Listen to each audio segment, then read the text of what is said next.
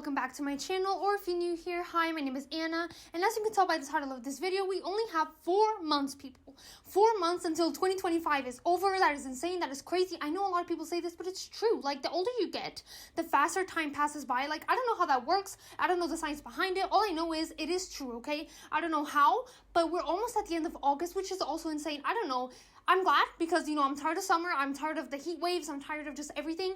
And especially here in Portugal, we have been fighting a lot of fires recently. There's been a lot of fires. There's still fires ongoing that are destroying just everything. I know Portugal is not just the only country. Spain is also going through a lot. France, all of, just all countries around Europe with the fires. It's just been insane. It's been crazy. And honestly, I don't want to talk too much about it because it's truly devastating to see so much wildlife destroyed, so many, crops destroyed from people's livelihoods. It's honestly just catastrophic, and it really hurts my soul. It really hurts my soul, especially because I know that this happens because of people. Most wildfires start because of people. They literally start because a bunch of people just decided, let's just light a fire here because of business and everything, behind it. So I'm not going to talk too much, and here I am, talking a lot about it. But so yeah, I'm just tired of summer. I want to go to autumn and see if some rain can actually help all of the countries around Europe as well. So yeah, and I was going to film a fantasy week expert, but I realized I don't have time. Okay, I just don't have the time. I haven't been having the time to continue reading The Magician Master, so I don't have much to tell you. And it currently is Thursday, okay, people, and I have to post this on Sunday, so it's gonna be very, very tight, especially because Sunday I have the entire day off. It is my birthday, and not only is my birthday, I have a baptism. So it's crazy, okay? It's going to be crazy. I don't know how I'm going to do it, but we're going to pull this off, okay? I actually wasn't planning on filming anything, but I decided, you know what? I am. You're going to put on your big girl pants, and you're going to film. You're going to be consistent, and that is what I'm here to do today. So as you can tell by the title of this video, we're going to talk about all of the books that I still want to read before 2025 ends. And obviously, I have to start with A Dance of Dragons by George R. Martin. I'm currently reading A Feast for Crows, and I'm not going to talk too much about it because I am filming a separate reading vlog for that. But I have to. This is the last book that is currently out of A Song of Ice and Fire. And obviously, it has to be done by the end of 2025 because that is also one of the goals that I have for this year is reading the entirety of A Song of Ice and Fire by George R. Martin. And so far, I've been very, very consistent. I think I started in February. And, I've been taking my time, my sweet, sweet time with these books because they are chunky. I'm a very slow reader, as you know. So, obviously, it has been taking, a while, but I'm having so much fun. So, of course, A Dance with Dragons does have to be here. It is completely mandatory. I am planning on starting this in September. I don't know if I'm going to finish it, in September, but I really do want, to have this done by October. So, my goal is to finish A Song of Ice and Fire in October. And although I don't really, want to read it as fast as I can because then I'm not going to have, any books because I'm not going to have any more content, and now I'm going to join the group of fans that I've been waiting for years for George R. Martin to launch Winds of Winter. And side rant, I actually want to talk about this because I've heard some people talking about the Worldcon because I think he went to do a panel. I don't know if it was at Worldcon, but I'm going to put the name here. I'm going to confirm it. And he went to that panel, and I don't know what happened, but I've seen a few comments of people saying that people were rude to George R. Martin, and that's why he doesn't really go to panels anymore. He doesn't really go out anymore. And all I want to say is respect has been lost. Like, people just do not have respect for anyone at this point, and it is horrendous for George R. Martin to be harassed that way. You should not harass George R. Martin. He is going to write Winds of Winter whenever he wants. He's going to finish it whenever he wants to, and if he decides that he doesn't want to finish A Song of Ice and Fire, he doesn't finish A Song of Ice and Fire. You are his fans. He doesn't really owe anything to you. We were the ones that made him famous. Okay, I understand that, yeah, it was because of us that his work really exploded and he became what he is today. I understand that, but at the deep, core of it, he is the author. He decides if he wants to post Winds of Winter or not, if he wants to publish it or not, if he wants to write it or not. You do not have the right to go up to that man and demand him to publish Winds of Winter, or demand him to go write, or just always throwing jabs and being passive aggressive to him. That is disrespectful. It is disgusting that people still have this behavior, and I don't know, it just really angers me. It really does anger me because he is not just a writer, people. He had to write for the show for years, okay? I don't know if he's dealing with House of Dragons, but I think he is, so he also has to do that. People forget that George R. Martin is an editor. He's also editing other stories, other books. That takes a lot of time, so yeah, he He's not just writing Winds of Winter. That's not his only job. So please stop doing this, okay? I know this was a side rant, but I really had to get this off my chest because this is why sometimes, people and authors don't really like their fans anymore. They don't really want to come out. It's because of this. It's because they get harassed. So if we could just stop this childish behavior and stop disrespecting people, that would be nice. And I also had the goal of reading 4 classics this year. And of course, in October, I will be reading Frankenstein by Mary Shelley. My boyfriend got me this copy. I do not like the cover, okay? I hate the cover, but it was cheap, okay? It was cheap. I think it was like €3. So a win is a win, people. A win is a win. And I'm so excited to read this classic because I do know the story of Frankenstein. I think we all know the story, but I've heard so many good things about this book, and I cannot wait. I cannot wait. They call Mary Shelley the mother of sci-fi, the mother of science fiction. And although it's not really my preferred genre, it is a genre that I do want to get more into. And I don't know why. I just feel like this is going to be an all-time favorite. I feel like I'm going to have so much philosophy here, so much debate, so much discussions about what truly is, being human, what humanity is, who's the real monster. And I absolutely love those topics. And of course, on top of that, I also have to read Frankenstein by Junji Ito, which is obviously inspired by Frankenstein by Mary Shelley. And I just cannot wait. I love Junji Ito. I love his art style. I love everything about it. So I cannot wait to see how he adapted Frankenstein, what's his take on it, what he thinks about it. So I'm very, very much excited. And these 2 books, okay, these 2 Frankenstein books have to be read by the end of 2025. And of course, continuing, in October, I only read spooky months in October, as one should, because it is a spooky month. I love the spooky month. I love Halloween. I don't know if you know this, but I absolutely love Halloween. Halloween is my favorite holiday. I would die for it. It's just, I live for it. Like every year, I'm living for 31st of October. And you know what the sad part is? Another side rant. In Portugal, people do not celebrate Halloween like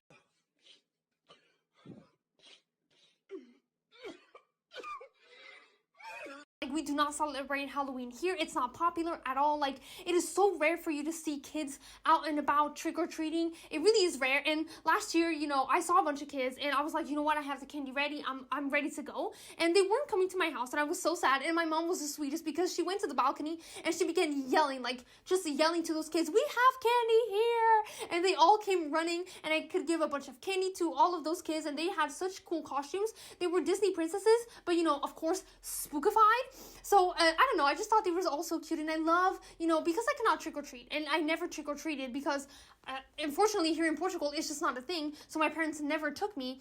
I love giving treats to people and to kids that dress up and actually want to do these things.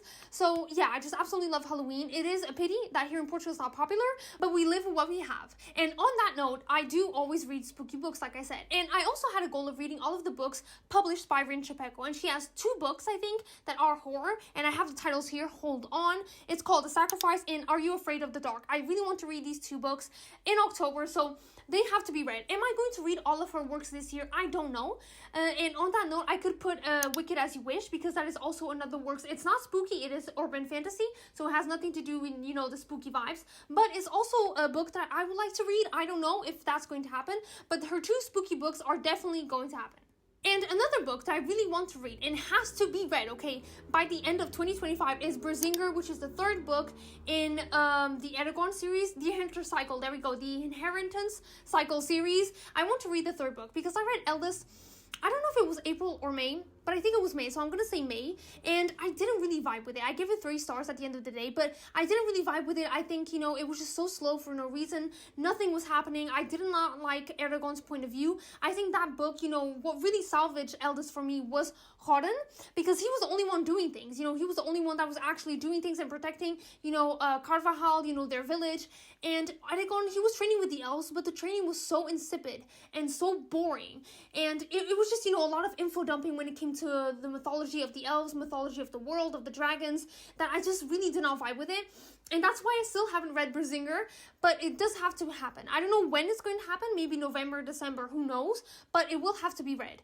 And another book that also has to be read, and this one will be read in November, is the 3rd and final book of the Empire of the Vampire trilogy, which is Empire of the Dawn. I have pre-ordered it. This is, I think, my first pre-order, which is insane, but I absolutely love those covers, okay? I love those covers. They are gorgeous, they are beautiful, and this one is also stunning. And I don't know how I'm feeling about this one, because also the 2nd book, Empire of the Damned, Empire of the Damned, that's the 2nd one, was also a big disappointment for me. I gave it 3 stars because, again, nothing happened. It was just a big, chunk of words that they just did not move the plot forward. A big chunk of the middle could have been removed and nothing would have made a difference. It was obviously, it was a lot focused on developing the characters and seeing them evolve as people. It was, and I did enjoy that, but because the plot was such at the back burner, I was like, when are we, getting reveals? When are we getting to the good stuff? I don't know why we're doing this. Why are we going on this quest? Like, nothing is happening to the story. So I was getting a little bit frustrated, but the last 100 pages, absolutely amazing, gobsmacking, beautiful, amazing. And that's why I'm so excited for the third book, because those last 100 pages, full of reveals, okay, filled with reveals, filled with plot twists that I did not see coming. A few I did, other I did not. But yeah, I'm just really, really excited to see how this trilogy is going to end. I do hope the third book does not disappoint me, because the first one was a 4-star, which is solid. And then the second one was a 3-star, which, such a disappointment. So I'm really hoping that the third book is going to be a 4-star or above. Because I do want, this series to end with a bang, and I think it can end with a bang. So I am, just waiting to see how this one is going to go. And I don't know how I missed this one when I was talking about Frankenstein and all of the classics, but I do also want to read Notes from the Underground by Fyodor Dostoevsky. And the reason why is because, I think it was last year, I read Crime and Punishment, and I loved it, okay? I adored it. It is a 4-star. It didn't really quite reach the 5-star for me because, Count of Monte Cristo exists. And that, my friends, that is a 5-star. That is a masterpiece. That is amazing. So that's why when I read Crime and Punishment, I was like, what? Like, this is amazing. This is stunning. But it's not the Count of Monte Cristo, But I was so intrigued by Fyodor Dostoevsky that I was just like, I have to read more from him. So I chose Notes from the Underground, and the reason why is because the Penguin Classics edition was, I think, 300, 400 pages, and I thought, it's not that big, it's not that long, I can read this fine. But then my boyfriend proceeded to buy me an edition that has 800 pages.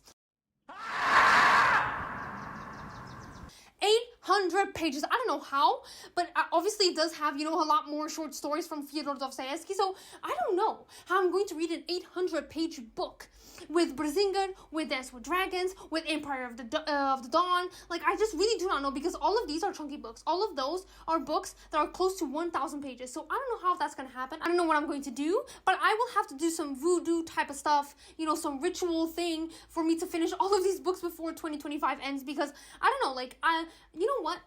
The more that I'm thinking about it, the more I'm realizing that this TBR is unhinged. It's unhinged. I think it's so much more than I can handle.